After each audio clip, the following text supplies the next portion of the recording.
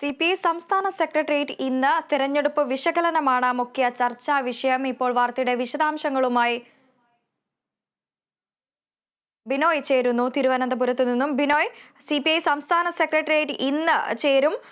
തെരഞ്ഞെടുപ്പ് വിശകലനമാണ് മുഖ്യ ചർച്ചാ വിഷയം. അതോടൊപ്പം തന്നെ EP ജയരാജൻ വിവാദവും ചർച്ചയാകാനിടയുണ്ടോ? എന്തൊക്കെയാണ് വാർത്തയുടെ വിശദാംശങ്ങൾ? തിരഞ്ഞെടുപ്പിന് ശേഷം ആദ്യം ചേരുന്ന CPI സംസ്ഥാന എക്സിക്യൂട്ടീവ് യോഗത്തിൽ നിരവധിയായ അജണ്ടകൾക്കാണ് സാധ്യത കൂടുതൽ. പ്രത്യേകിച്ചും 4 പാർലമെന്റ് മണ്ഡലങ്ങളിലാണ് CPI മത്സരിച്ചിരുന്നത്. ഈ മണ്ഡലങ്ങളിലെ വിജയ സാധ്യതയുടെ അവലോകനമായിരിക്കും ആദ്യം നടക്കുക. നേരത്തെ തന്നെ പലതരത്തിലെ ആരോപണങ്ങൾ തൃശൂരിനെ സംബന്ധിച്ചും ഒപ്പം തിരുവനന്തപുരത്തെ സംബന്ധിച്ചും ഒക്കെ ഉയർന്നു വന്നിരുന്നു. പലപ്പോഴും CPM കാര്യമായ ഒരു പ്രവർത്തനം തിരുവനന്തപുരം പാർലമെന്റ് മണ്ഡലത്തിൽ പന്തിന് അനുകൂലമായി നടത്തിയിരുന്നില്ല എന്നൊരു ആരോപണം അണികളുടെ ഭാഗത്ത് നിന്ന് ഉയർന്നു വന്നിരുന്നു. ഇത് പരിശോധിക്കാൻ സാധ്യതയുണ്ട്. ഒപ്പം തൃശ്ശൂരിലേക്ക് പോകുമ്പോൾ ഇപ്പോൾ വലിയ വിവാദമായി ഉയർന്നു പോകുന്നത് ക്രോസ് വോട്ടാണ്. അത്തരത്തിൽ ക്രോസ് വോട്ട് നടന്നിട്ടുണ്ടോ? വിജയസാധ്യത ഉറപ്പായിരുന്നു സുനിൽകുമാറിന് എന്തെങ്കിലും തരത്തിലുള്ള വോട്ട് കുറയാനുള്ള സാധ്യതകളുണ്ടോ? അത്തരം കാര്യങ്ങൾ ചർച്ച ചെയ്യും.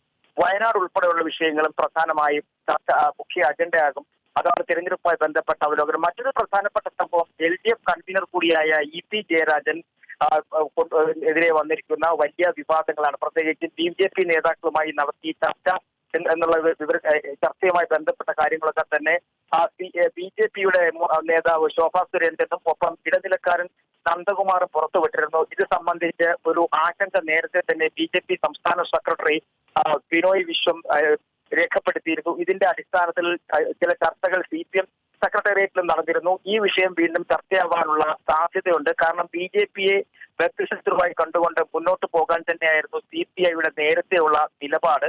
ആ നിലപാടിൽ നിന്നും ഇടതുമുന്നണിയെ മുന്നിൽ നയിക്കുന്ന കൺവീനർ തന്നെ ഖണ്ഡിച്ചു എന്ന തരത്തിലേക്കാണ് കാര്യങ്ങൾ എത്തിച്ചേർന്നിരിക്കുന്നത്. അതുകൊണ്ട് തന്നെയാണ് CPI സംസ്ഥാന സെക്രട്ടറി നേരിട്ട് തന്നെ ഇതിൽ ഒരു ആശങ്ക അറിയിക്കുകയും ചെയ്തത്.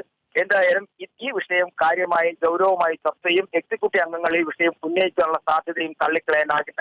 തൊട്ടു പിന്നാലെ വരുന്ന സംസ്ഥാനത്തെ രാഷ്ട്രീയവും മറ്റു വിഷയങ്ങളും ഭരണപരമായ കാര്യങ്ങളുമാണ്. കാരണം കഴിഞ്ഞ തെരഞ്ഞെടുപ്പ് പ്രഖ്യാപനത്തിന് ശേഷം കാര്യമായ പ്രവർത്തനങ്ങൾ സർക്കാരിന്റെ ഭാഗത്തുനിന്നുണ്ടായിട്ടില്ല.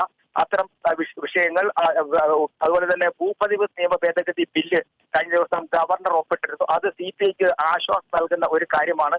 തെരഞ്ഞെടുപ്പിന് ശേഷം മാത്രമാണ് ആ ഭൂപതിവ് ബില്ല് ഒപ്പിട്ടത്. ഇത്തരം കാര്യങ്ങളെല്ലാം തന്നെ ഇന്നത്തെ CPI സംസ്ഥാന എക്സിക്യൂട്ടീവ് യോഗത്തിൽ ചർച്ചയാവാനുള്ള സാധ്യതയുണ്ട്. വ്യക്തമാണ്. വാർത്തയുടെ വിശദാംശങ്ങൾ നൽകുകയായിരുന്നു D ബിനോയ്.